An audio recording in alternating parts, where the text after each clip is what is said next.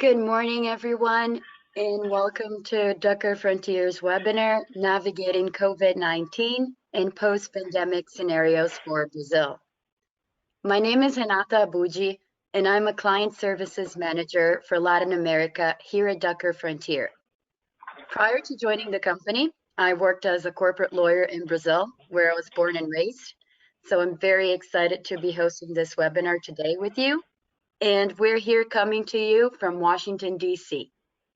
Before we start, since some of you may be new to Ducker Frontier, I wanted to take 2 minutes for a very quick overview of our company and share a little bit about who we are and what we do. So Ducker Frontier is a market intelligence and consulting firm. We have tailored solutions to drive growth for clients across the B2B, healthcare, consumer, and technology sectors. Our dedicated team serves as advisors to our clients by delivering the market and industry knowledge they need to succeed at all different parts of their business cycle. Our ongoing research paired with custom solutions and our transaction support services provide clients with timely and actionable insights so they can adapt and win in evolving markets. Our company is headquartered here in Washington, D.C., and we have offices in Troy, Michigan, New York, London, Paris, Berlin, Singapore, Shanghai, and in Bangalore. For more information, please visit duckerfrontier.com. So with that very brief overview, it is now my pleasure to introduce you to our presenter, Ramiro Sigranes. Ramiro is one of our senior analysts for the Latin America research team, and he has driven the studies behind the scenarios for today's presentation. Ramiro? Thank you, Renata, and thank you all for joining this morning. It's a pleasure to be hosting you virtually and sharing our latest view and scenarios on Brazil. As Renata mentioned, my name is Ramiro Sigranes. I'm a senior analyst on the Latin America research team. I've been with the company for a couple of years, covering several regions, including the Caribbean and Andean regions and Brazil. And I've spent most of my life living in the region, including in Brazil. So just to share a little bit about what we'll be discussing today, what we can see here is the table of contents we've prepared and the different sections that we'll be going over. First, starting off with understanding the COVID-19 impact mechanism, so how to think about the current shock that the coronavirus is bringing to Brazil and how Brazil fits within this. Brazil's unique challenges, touching more on the political situation, what the reform agenda might look like after the coronavirus, and then digging deeper into our economic forecasts and scenarios, and then as well as some business implications and actions to take to consider. And then we'll open it up for Q&A at the end. Perfect. Thank you, Ramiro. Well, shall we get started? So structure-wise, our session today will consist of a 45-minute moderated discussion, followed by this 15-minute Q&A, as Ramiro mentioned. So if you have any questions or points of clarification regarding any of the topics that we covered today, please send them to us via the Q&A box on the right-hand side of your screen. I'll do my best to ensure that they're addressed during the final 15 minutes. So Ramiro, thank you so much for your time today. I know that there's definitely a lot happening in Brazil right now. And as a Brazilian myself, I'm really looking forward for this session, and I'm sure that these insights will come in handy. We know that for the economic context, not just for Brazil, it has gotten much worse since the beginning of this year. We also know that Brazil is facing not only a health and an economic crisis with the rest of the world, but also a political one at the same time. So I'd like to ask you to kick us off maybe with a polling question. For those of you who are not familiar with our presentations, we like to engage our audience using live polls so that we can share the insights on how your peers may be performing in Brazil and how it aligns with our view. I'm going to share the instructions on how to use our polling system. It's very, very easy. Basically, you just have to open your phone's internet browser and type pollev.com/dfrontier560. And then we would ask you that for the name field, you can type in the industry that you belong to. So there's no need to type in your name, just your industry, so we can analyze your answers according to the industry you belong to. Hamida, I'm going to pass the word to you so you can go ahead and start with our first polling question. Thank you. So going ahead to the first polling question here, which I think will be interesting to see. I'd like to ask everyone on the line, by how much do you estimate COVID-19 will impact your revenues this year in Brazil?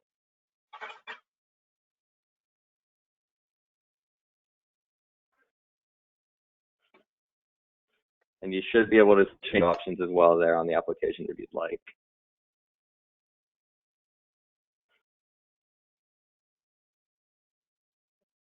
Okay, so we have most, it seems, in the revenue to fall short of original target by more than 20%, or in the 11 to 20% category. So when we were asking this question originally earlier on in the pandemic, there seemed to be a lot more variation here. I believe, but it seems like people are getting more and more comfortable in estimating how much the impact will be, and has gotten more pessimistic over time. Now we're saying that most expecting to fall short of the original target by more than 20%. So I think around 62% there, yeah. So most falling into that range. So I'm going to shift here to another question, just a moment, that will be quite related. Let people finish answering really quick. All right. So yeah, most falling in that more than 20% range. Now here to move on to the second question, by which year do you expect your total sales in Brazil will return to 2019 levels? And this is a question that we'll try to answer throughout from the economic perspective of when we think Brazil's economy will go back to those pre-COVID-19 levels from an economic activity standpoint, but from your own business. So it seems like some see a rebound already as early as 2021. So far, the majority falling into that 2022 range. So a couple of years before we get back to those pre-COVID-19 levels. Yeah. Well, Hamido, clearly it appears that firms are bracing for what looks like a historically harsh recession, according to their answers there. So most people on the line expect their sales to go back to normal levels in 2022. So basically, we still have 2 years ahead of us to recover from this pandemic. Hamida, maybe could you walk us through how you're analyzing the impacts of COVID-19 on the economy, how business should be thinking, and especially how Brazil fits into all this? Sure, Renata. So jumping right in here into our first part of the presentation, there's going to be three main factors that are going to be extremely important for determining the coronavirus impact on the Brazilian economy and across economies in the region, right? So starting off with the first point here, it's going to be all to do with those social distancing measures, right? Whether those are reoccurring, how long they last, and the strictness of those measures. The second point here, how much government stimulus we see during and after the period of social distancing measures, and how effective those measures are to mitigate the economic damage from the social distancing measures. And third here, the timing and treatment of vaccine, right? Timing of a treatment or vaccine. That's going to be very important for the confidence story, especially, right? For consumers and businesses to be able to start seeing the light at the end of the tunnel, which should allow for investment and consumption activities start to normalize more and more. So to start off with this first point on the reoccurrence, length, and strictness of social distancing measures, we've adapted an analysis here done by Tomás Puello called The Hammer and the Dance, which I strongly recommend if you have not seen.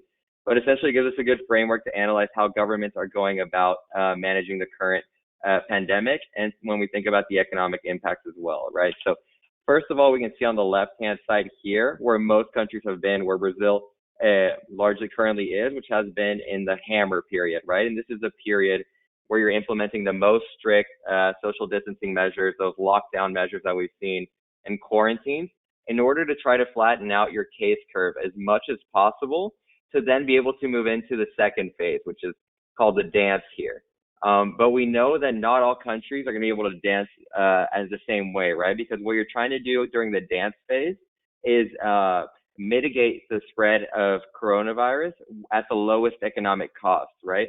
And that's not all countries are going to be able to do this in the same way, which is why we've outlined a couple of different dance styles here, right? We have the bachata, which is a more ineffective, slow dance where you're likely having to implement some of those more draconian social distancing measures that come with a greater economic cost.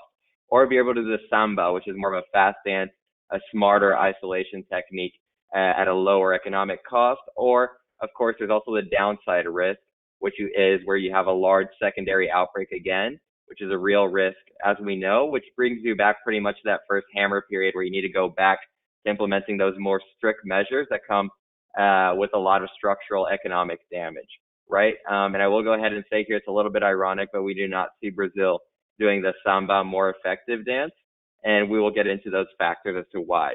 Here's the 4 main things that we see as being very important for determining your dancing skills and how good of a dancer you can be, whether it's more of the bachata or the more effective samba dance.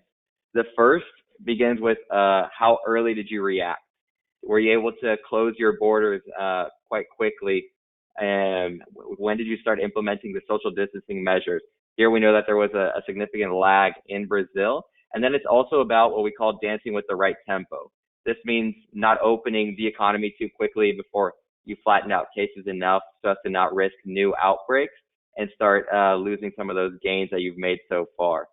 Then the second point here is going to be good information. And here's where testing becomes very important, right? We've seen many countries that have been able to get more ahead of the virus, such as Singapore, South Korea, be able to do this with more smart testing measures where you're doing mass testing.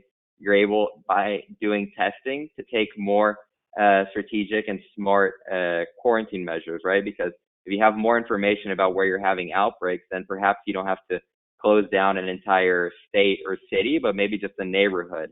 And then you can also do smarter isolation measures, such as contact tracing, right? Where you're able to isolate people that have tested positive, as we've seen in many of the Southeastern Asian countries that have been able to do this more successfully, having all of that testing and tracing system in place. But here, as we'll see, Brazil is lacking behind as well. Then we have the third point, which is your healthcare infrastructure. And obviously, this is extremely important, that you've built up sufficient healthcare capacity so that when you start to go into that reopening phase, if you have outbreaks again, you don't collapse your healthcare system. And then fourth, and here's where we've seen Brazil significantly diverge from many other places, it's that you have endorsement from local authorities. And as you all are aware, we've had President Jair Bolsonaro against many of the social distancing measures implemented. We have state government saying one thing. We've gone through 2 ministers of health already within the period of the pandemic, which creates a lot of problems. On one hand, it creates problems that many people may not be adhering to the social distancing measures, as they're hearing many different voices and guidelines on what to do. And then on the other hand, that when you're trying to move to that reopening phase, that people might not trust you, or they haven't been, if they don't think that you've been trustworthy and promoting their safety during this period and you're prioritizing that, then they might be fearful to go back to normal activity, which can delay kind of your reopening and moving into a more successful dance. So all these factors we'll dig into a little bit more now in the case of Brazil, but to just look at the case curve so far and what we've seen during the hammer period, it would appear very much so that Brazil is going to be more likely in the bachata dancing group. It is going to start off that dance now and from a much higher case point, one of the highest in the region, only behind Ecuador here on a per capita basis, which means that you likely have to implement more strict measures as you move forward if you start seeing more outbreaks as you move into the dancing phase, right? And we know that Brazil is already moving into the dancing phase, and this is something that we're constantly updating here for our clients at Decker Frontier to keep up with all of the social distancing measures across the region. But as we're seeing here, Brazil did not implement those strict lockdowns that we saw in many other countries, right? And of course, we have to mention here that Brazil has a federalist state system, so much of the power was left to states, and we did not see those national lockdowns like we did in Colombia or Peru, for instance. And this has come at a bit of a cost in terms of social distancing, as there's been many different approaches across different states of Brazil that have made it less effective. And we have seen that there has been less adherence to social distancing in Brazil relative to other countries. And the case curve continues to grow, but many states are already moving towards that dancing phase, right? So we can think of this peak as the original hammer, and now Brazil moving more and more towards the dance before cases have really been contained in Brazil or the curve flattened out sufficiently. And a main problem here, especially with understanding how bad the current pandemic is in Brazil, is that we have a significant lack of information.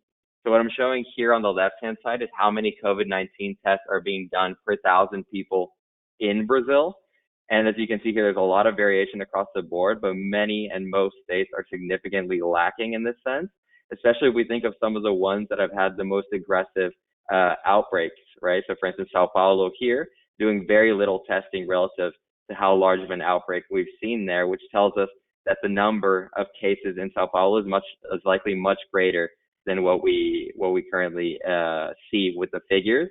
And then if we look at this from a national standpoint as well, we see that Brazil is significantly lagging behind many other countries. Of course, there's many countries here that had severe outbreaks as well and really ramped up their testing. But there's others as well where Brazil is significantly lower from a testing standpoint. We compare to others in the region, such as Chile or Peru, for instance, that are doing over 20,000 tests per million people. Brazil really lagging there with just 3,400 when it is having one of the most severe outbreaks in the region. And this goes to the point that I was mentioning, that Brazil and many states, as we'll see, will struggle to implement more intelligent social distancing measures that are more targeted rather than and instead will have to resort, likely if they start to see outbreaks again, to more of those widespread social distancing measures that cause more economic damage. Then here, moving on to the healthcare capacity point, and this is a very alarming and worrying point for Brazil. What we're showing here is the estimated cases of current COVID-19 cases that are expected to become critical and would require an ICU bed unit, right? So an intensive care unit. And we're using these projections based on historic cases that become critical from COVID-19. But what you can see here is, for instance, if we look at Amapá, that in Amapá, for one person that has the coronavirus, for every 10 people, that have the coronavirus, only one of them would be able to access an intensive care unit. So this is significantly below. That means that 9 people with the current infrastructure from an intensive care unit standpoint would not be able to access the healthcare resources that they need. And that would obviously mean a collapse of the healthcare system. And we see many places in Brazil already near very dire levels. Pretty much anywhere above 1 is that you are already at capacity. So we need to see significant more investment in healthcare infrastructure, more of those modular style hospitals that we've seen across the board implemented globally, because there is a real risk that Brazil can see significant collapses of different state healthcare systems based on the metrics that we're seeing and the extent of outbreaks in different areas. However, we are already seeing many states move more and more into that dance period, right, and starting to reopen. And what I'm showing here are the different social distancing measures across different kinds of activities that have been implemented in Brazil states. If we would have looked at this about a month and a half ago, most of this would have been quite red across the board, but we've seen more and more start to move towards reopening. And this was from early May, and more have continued to do so. Of course, there's been some exceptions of some states that have implemented more strict measures, but that divergence and lack of cohesion from a political standpoint on when to close, how to reopen, creates a lot of problems for Brazil as it moves to the dance period, right? And especially if we look at a point here, for instance, on the interstate transport. We know here that many have not implemented restrictions here. So even if a state is more successful in containing the virus, there's still many risks of re-importing cases from other states around Brazil. And so just to stress the idea that Brazil was late in implementing measures and did not go far enough, and now there's a risk as we start to see reopening. Here what we can see is mobility data, and this is from Apple Mobility Trends. So here what we're depicting is essentially how traffic has changed, right, in Brazil. And we can see that pretty much we went for about 2 months now going back and knowing that the first alleged death in Brazil from the coronavirus likely happened in late January. We went for about 2 full months in Brazil without really implementing significant social distancing. And as you all know, during this period, we went through Carnival. There was a lot of travel in Brazil, a lot of time for the virus to really spread through Brazil. And then in about mid-March is when we started to see more of those social distancing and lockdown measures be implemented, but they were not implemented equally across the board, right? We saw variations from the very start. It would appear that more rural regions in Brazil were adhered a bit less to these measures, did not close down as much as some of the urban areas, but nonetheless, all of them have been moving more and more towards reopening, when we still have an alarming case curve growing in Brazil, which is why it gives us that view with all the components that I've been mentioning, that Brazil will be more in that bachata, slow dance, less effective containment, which leads to more economic damage. And we know that with more economic damage, the government's going to have to spend more, right, to try to mitigate how much of that economic damage we see. And we know that Brazil was already starting from a very, very fragile fiscal standpoint, right? So having no investment grade, debt to GDP at over 70%.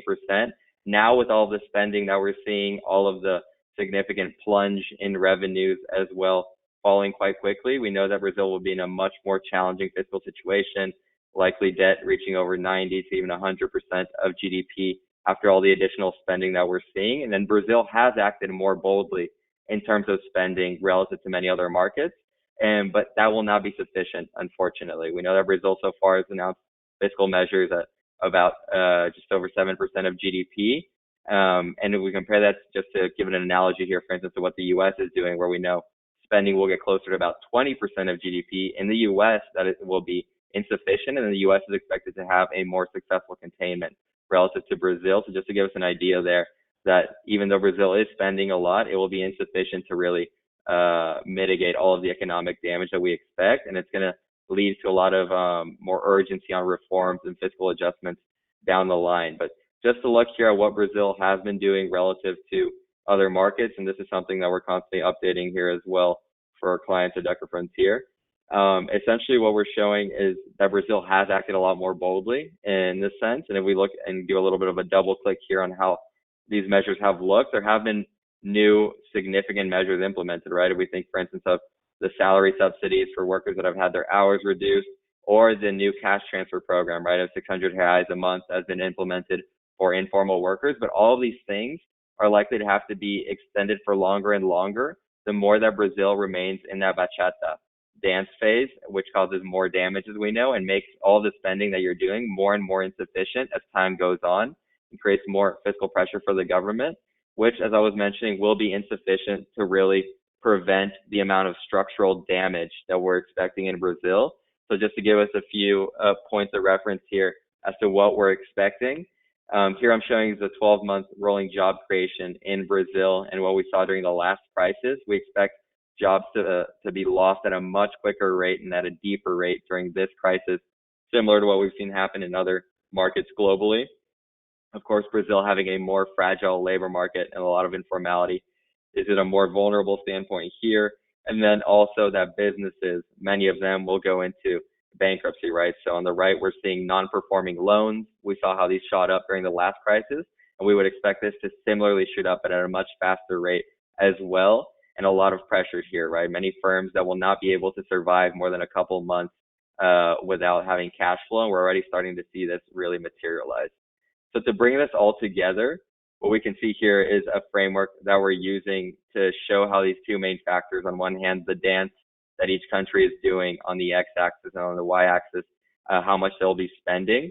Here we see that Brazil clearly appears to be moving towards this bachata scenario, which leads to a bit of a wider U than some of the other scenarios that we're seeing implemented. It will be spending significantly, as we're seeing on the y-axis. It's going to be strong but insufficient, unfortunately, especially compared to some of the other markets. Really, the only market here that is performing worse than Brazil in these senses, both combined and falling significantly behind, is Mexico here, as we see on the bottom.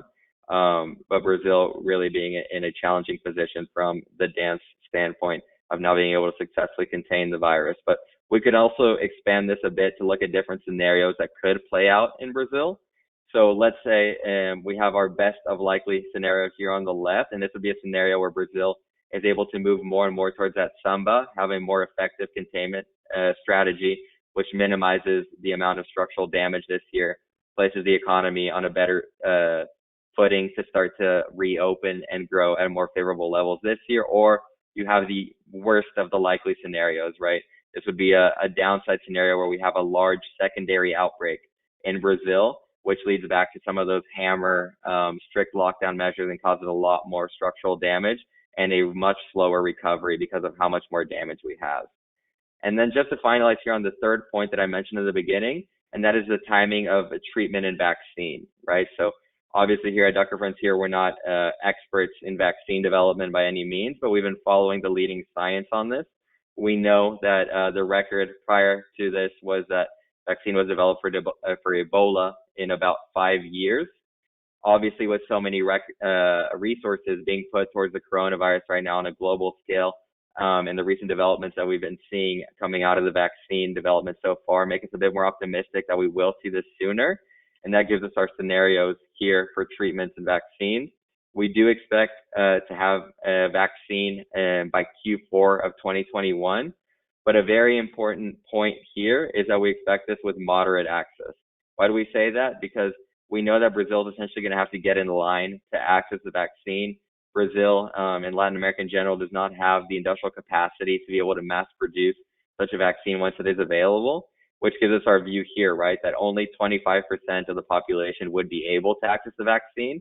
So even with this, we cannot fully go back to normal yet, but obviously having a vaccine is going to be very important for the confidence story and for us to be able to at least know that there's an end in sight to this crisis and start to normalize more and more of the economic behavior.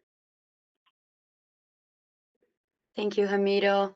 This was very helpful, and this was a great analogy with the dances. Thank you for that. It really seems that Brazil will struggle to contain the pandemic, and that will likely lead to a greater structural economic damage, at least relative to other markets, right?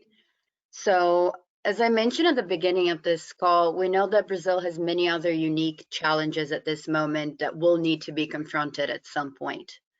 So I'm sure many of us are curious to know how all these challenges will evolve amid COVID-19 and to understand all the new risks that have surfaced, such, for example, as the impeachment process for President Jair Bolsonaro. So maybe could you tell us a bit more about where Brazil was, where Brazil is heading, and what are the new risks and challenges that firms need to understand from both an external and an internal standpoints? Sure, Hannah. I think there's a lot to unpack there, but to kind of set the stage a little bit, here we can see that we've been waiting for this recovery. We were waiting for a recovery in Brazil that continued to get disrupted, right? Since the last crisis, we've been stuck in very low growth in Brazil, but now we have the coronavirus shock, which is very different to all of the other disruptions that we've seen in Brazil so far. It's going to be a massive shock it's not about disrupting and slowing the growth, but now taking us into a historically sharp contraction in Brazil, which will bring many implications across the board for many of the topics that you were mentioning. We can see how different this shock is essentially by looking at an economic uncertainty index here from FGV in Brazil, and that it is an entirely different beast, right? We're talking about economic uncertainty at all-time highs relative to other periods in Brazil where we thought we were managing significant amount of uncertainty. But now, of course, with a health, economic, and as you were mentioning, political crisis all happening at the same time, economic uncertainty is at all-time highs in Brazil. And you can see this reflected in how much our outlook has changed and how quickly it has changed, right? Because this is what we were expecting before the coronavirus shock. So you can see here on the right-hand side, there was a fair amount of green, right? And now with the coronavirus pandemic, this has become significantly more pessimistic across the board.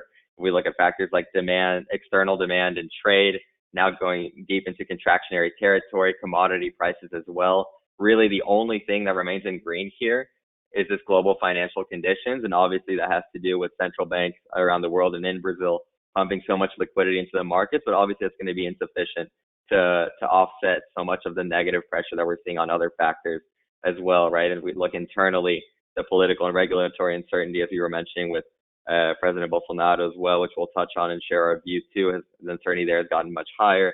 And then on the domestic demand front, with all the social distancing measures being implemented, that also pushing Brazil from a domestic demand standpoint sharp into a contractionary territory.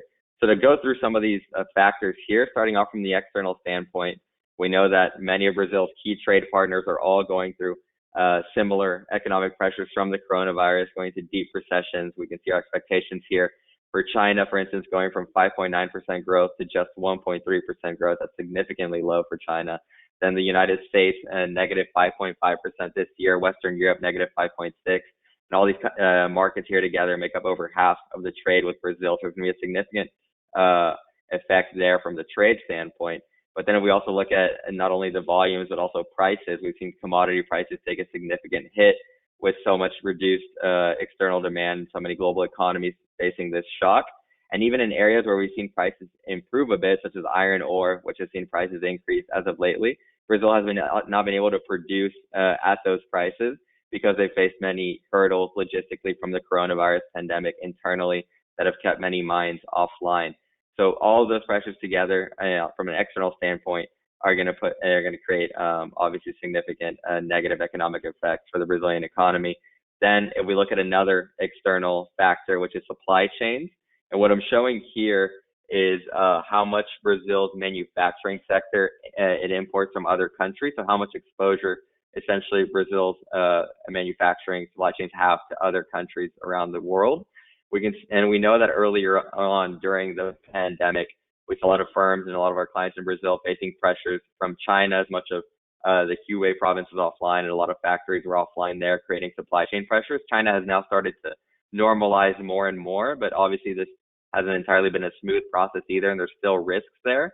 And then we've had more pressures come out of the US and Western Europe, so there's still the risk that we might see other key important areas for Brazil's inputs for its manufacturing sector also see supply chain disruptions and more bottlenecks created, and creating more and more of a backdrop for future supply chain analysis, right, and for firms to reconsider their current footprints globally.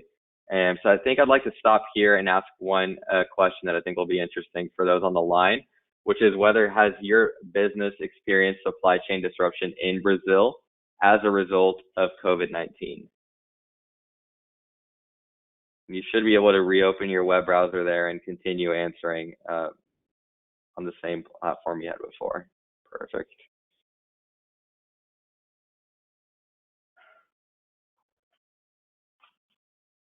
So we are seeing many here, quite divided, most either in the yes or some disruption, but also many in the no, but we expect to experience some disruption in the coming weeks. So I would go with more disruptions from other markets, likely as we were mentioning.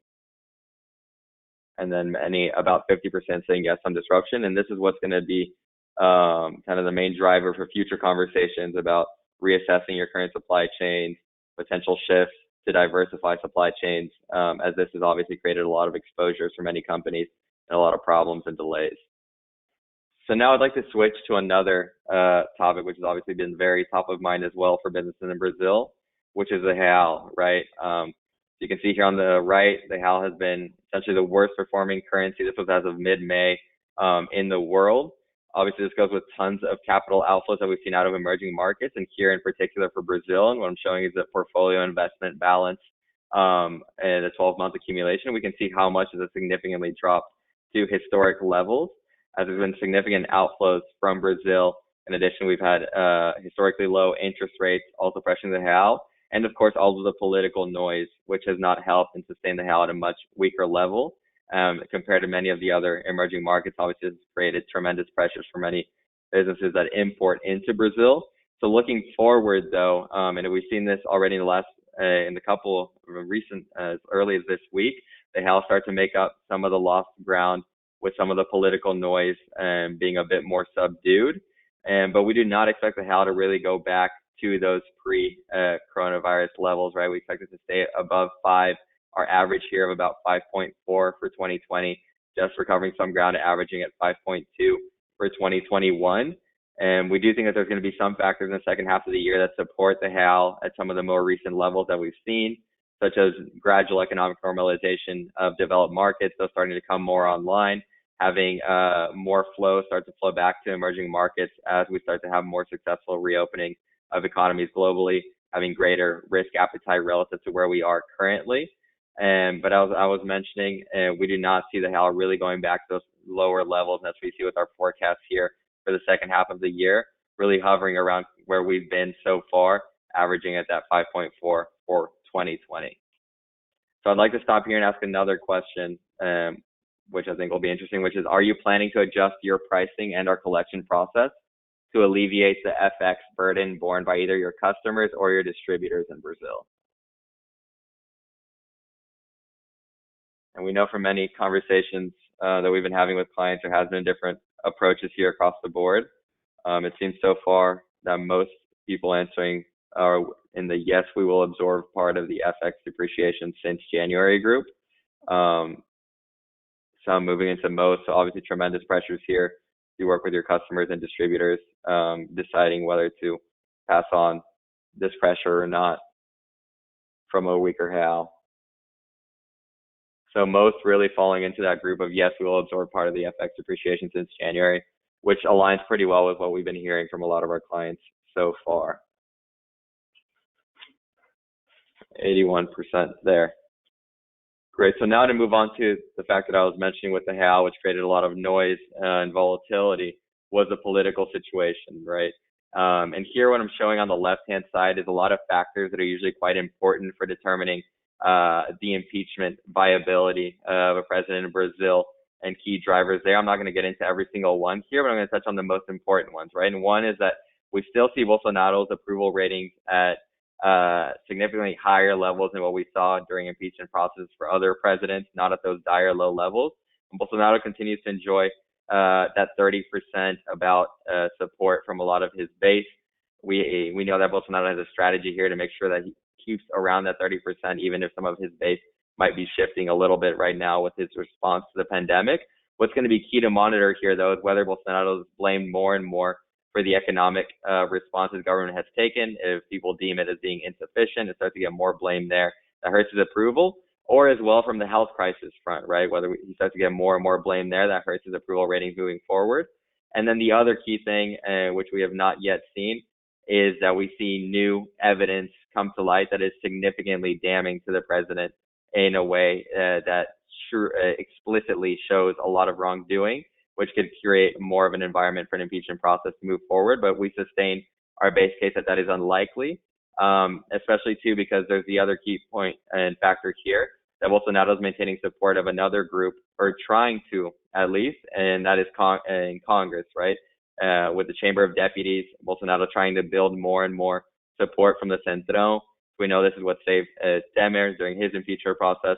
And so far, with all of the new leadership positions and kind of old school politics that Bolsonaro has started to play, even though he said he wouldn't during his campaign, it does appear like he would have sufficient support to prevent an impeachment process from moving forward in the Chamber of Deputies. So given that, we do not expect, we see it as unlikely that an impeachment will move forward right now, but there's obviously a lot of risks and uncertainties there that are hurting Brazil a lot more relative to other markets, and key things that we do not yet know, especially is the investigations into the alleged meddling in the federal police continue to move forward. And then finally here, the last topic I wanted to touch on, which of course is very important for businesses and Brazil's business landscape moving forward, is all of the reforms. So we know that there was many items that the government discussed during its campaign and afterwards, the things that wanted to get done.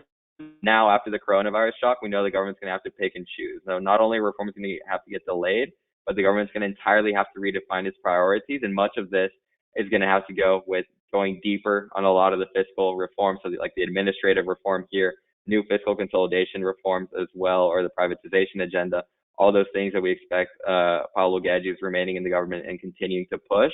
And then, of course, the tax reform, right? We know that the tax reform is obviously going to face modifications after such a massive shock.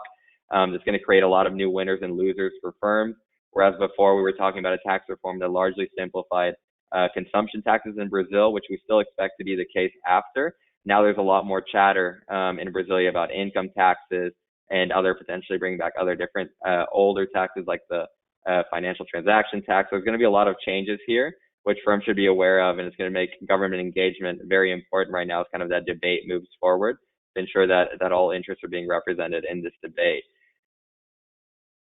Thank you, Ramiro. Well, my take from all this is that not only our clients, but all of us will be dealing with an unprecedented level of uncertainty, at least over the next few months, right? I mean, on that note, I have another question for you. So we saw the growth drivers and also the risks, but how do you think they will materialize in terms of contraction, also in terms of recovery? And what are the potential scenarios for the Brazilian economy? Also, do you see any significant variations across industry verticals? Great question, Kanata.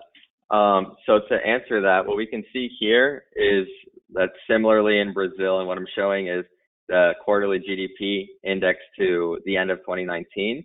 We see Brazil is going to obviously face its sharpest contraction in Q2, similar to many other markets. We do expect it to make some lost make up some lost ground, right? Have activity start to normalize more and more relative to the most strict period of social distancing measures and lockdown is in Q2 and Q3, so starting to normalize. But having a slower recovery than what we're seeing in many other markets and expecting in any other markets, because we do think Brazil will have more structural damage from this crisis. And here you can see our annual forecast, right? A negative 7.5% contraction in 2020, and then 3.2% growth in 2021. But we should be wary of this 3.2% growth because really we are remaining below the pre-COVID-19 activity levels, and we're really just comparing this period of more normal economic activity here on the right compared to the sharp contraction on the left. So that gives us a strong base effect from a statistical standpoint. From an industry standpoint here, we can see that most industries in Brazil, this is just a qualitative analysis that we've done, we expect to be below or somewhat below their pre-COVID-19 levels for quite some time. There's obviously a few key exceptions here, such as the IT and telecom industry that have benefited from more demand for different technology and digital services. And then the retail and FMCG, so fast-moving consumer goods. We saw many people changing their behavior and starting to buy in bulk a lot more, but that should normalize as well too into 2021. So here I think would be a good moment to ask, and I know we have various different industries represented on the line, of when you expect sales to start to pick up in Brazil. This is more from a short-term perspective.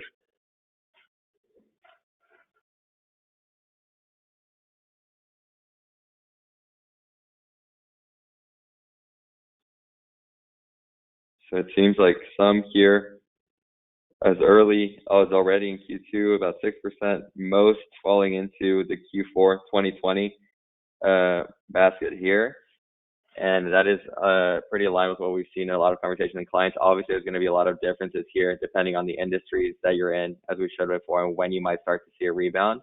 But I think that aligns well with our forecast too, of some either starting in Q3 or Q4 or others as late as 2021.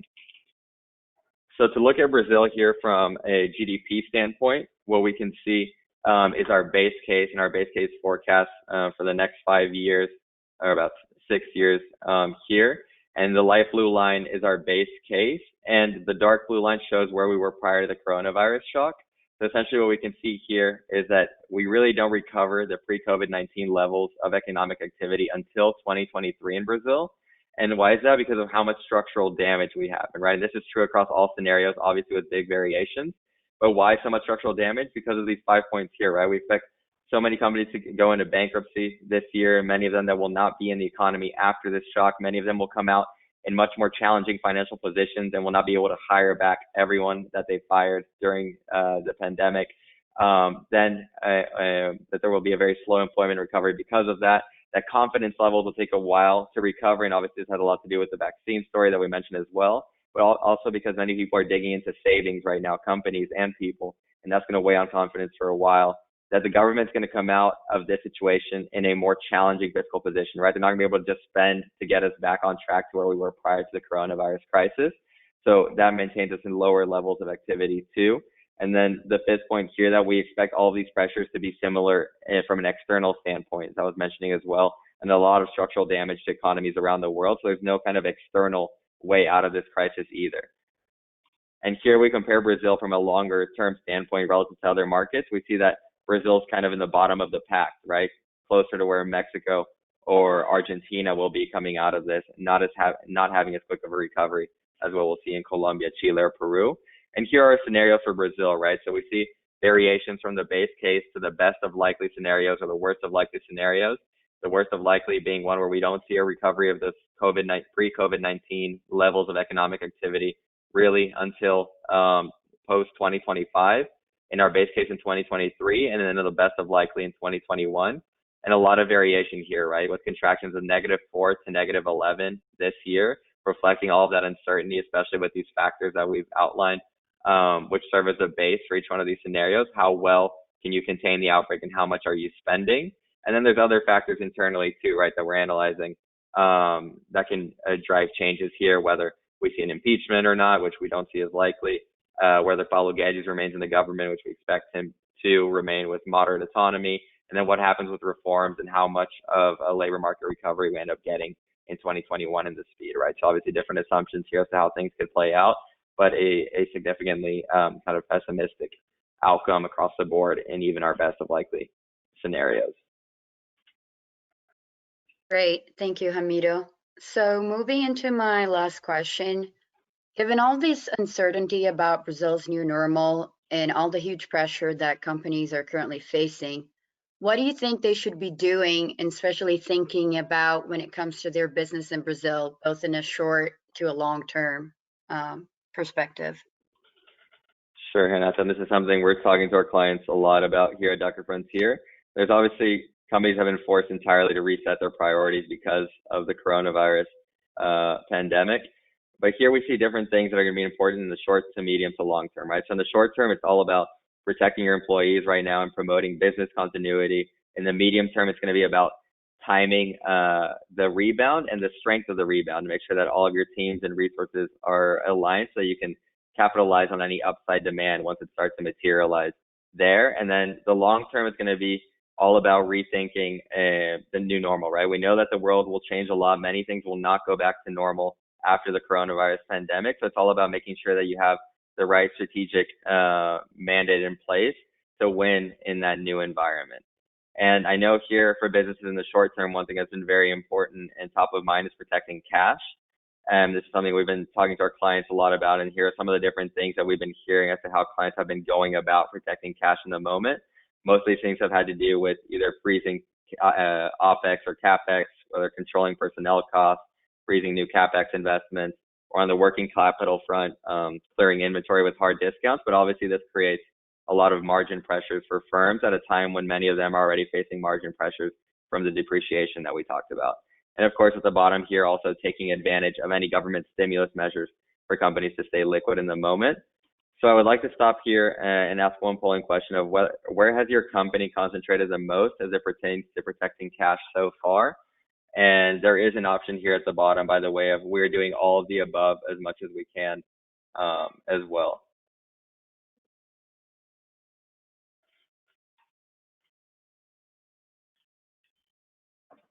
So we have one there, mitigating impact on top line.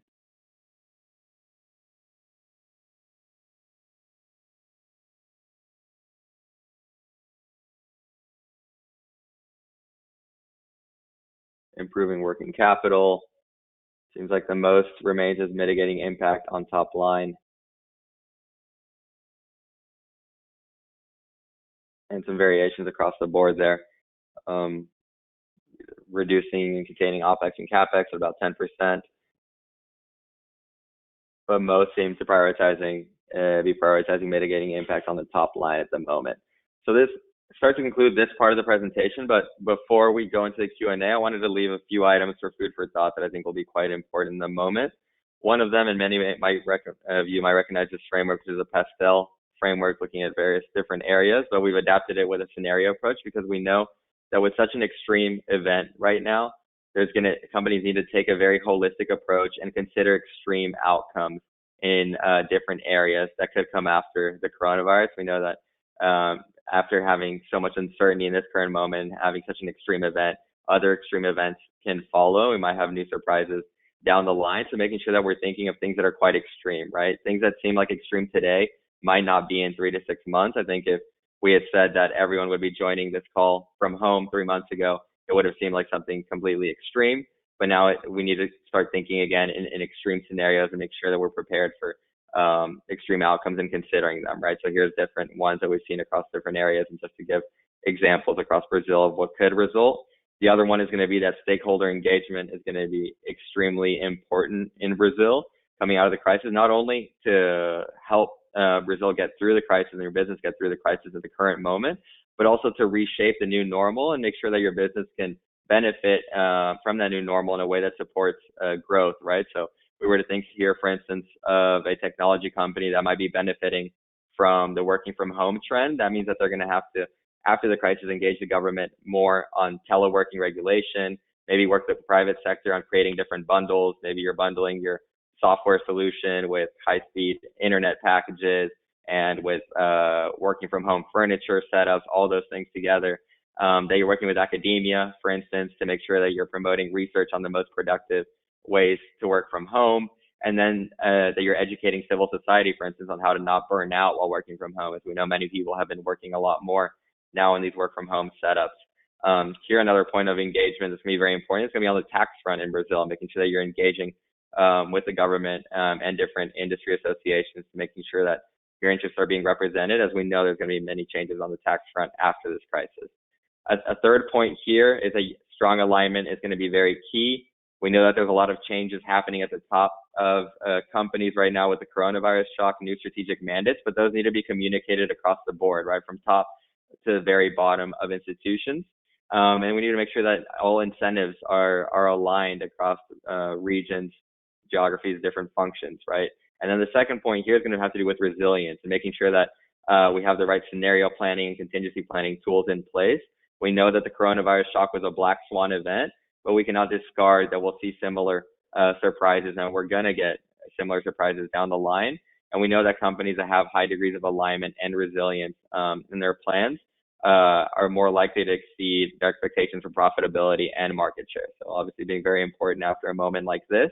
And then finally, I wanted to end this presentation on a more upbeat and positive note, and that it is that there's still opportunities in Brazil, right? We know that the current moment still creates opportunities for businesses, whether it be, for instance, for inorganic growth, taking advantage of lower valuations and kind of the risk-off sentiment that we see in the market, whether it be rethinking your supply chain, pushing more for diversification or localization, accelerating the digital transformation of your company. This obviously presents tremendous opportunity for Brazil and for many companies in Brazil. So many different areas here to kind of rethink different initiatives and seize on different opportunities that will also exist during the crisis.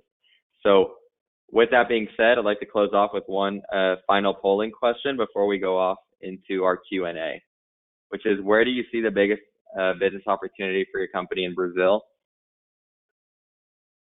So off the bat, accelerate digital transformation, getting some responses.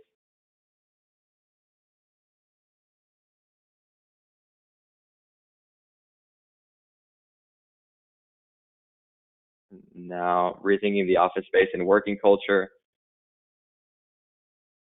adapting the value proposition to new customer behaviors. That's, I think, a very interesting one. As we know, customers will not behave the same way, and for quite some time, we might see major changes there in how customers purchase. So revisiting your value proposition there, and accelerating digital transformation appear to be the two leading ones here. Obviously, some differences across industries as well, so what will be most important, but then rethinking the office and working culture as well, which will be a very interesting trend in the post-pandemic world, as we all know. Well, great. I want to thank you all again for tuning in today, and I'd like to open it up to Q&A. Renata, I don't know if you want to add something else here. Thank you, Ramiro. Yes, let's open the floor for questions. So just as a reminder, if you have any questions, please send them to the GoToMeeting Messenger.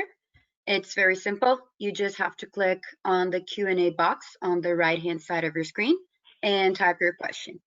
If for some reason we don't have time to answer all questions during this session today, we will make sure to follow up individually, and we will be sending all the answers by email until tomorrow.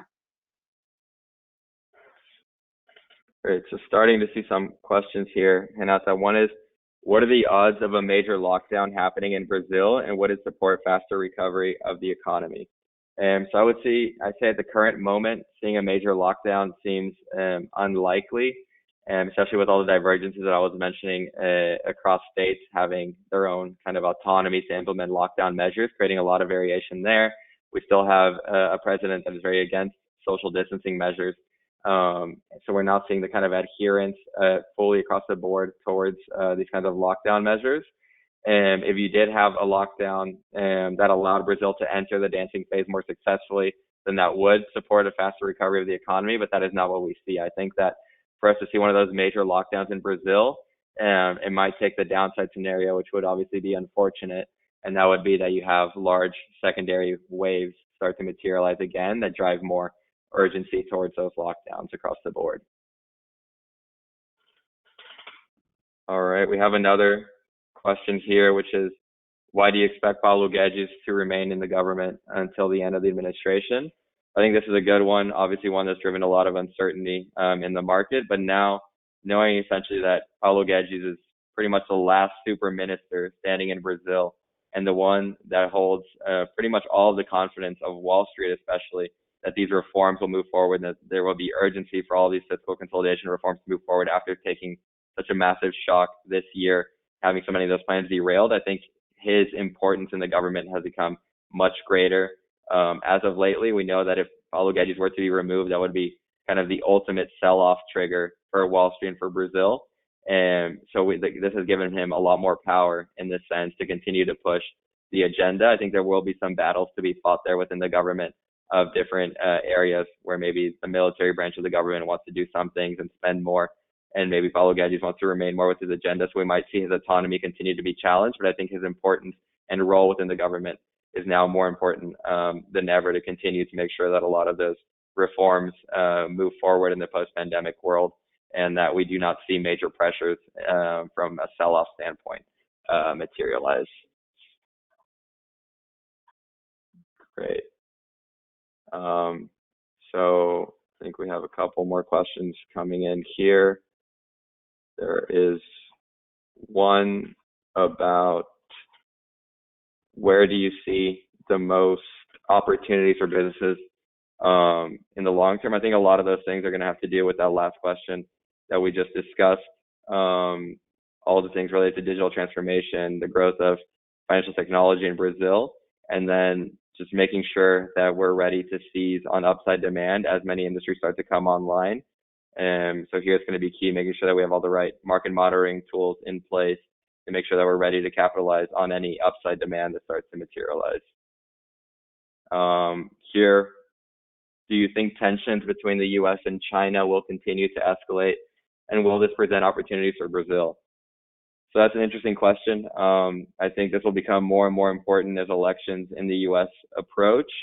I think it's becoming more clear that Donald Trump is going to take a more and more hostile stance and increase its rhetoric towards China after the coronavirus pandemic. We know that Brazil was already kind of in the middle of the feud with the US and China trade war, sometimes benefiting, sometimes not from those things. I think Brazil is going to have to find a way from a foreign relations standpoint to position itself as kind of a neutral ally to both, to make sure that those relationships and opportunities are created from both sides, from the US and China. Obviously, here we have to see what the election results in the US are. I think there's a bit more favorable relations there if Donald Trump remains in power with the US. But if we see a shift towards the left in the US, potentially you start to see some of those other problems that we've seen, for instance, some of the Western European markets start to pressure Brazil more on, such as the environment and the Amazon. All those things start to take a greater role and create some more conflict there between U.S. and Brazil relations. And then with China as well, we'll have to see, as Bolsonaro has stepped back some of the rhetoric that was anti-China from the campaign, but we might start to see that surge again internally after such a large pandemic, right? So we know we are at the top of the hour now, so I wanted to just close off and thank you all for joining today. I know that the outlook is bleak, but I do think that there's still a lot of opportunities and reasons for us to stay optimistic as we look forward. I hope that you all stay well and healthy, and thank you so much for joining today. Thank you all for your time. And just as a reminder, if there are any questions that we were not able to answer on the line today, we will follow up with responses via email through your relationship manager within the next 24 hours. Thank you, everyone. Thank you, Ramiro. We look forward to speaking with you again soon. Stay well and stay safe. Bye-bye. Bye-bye. Thank you all. Thank you.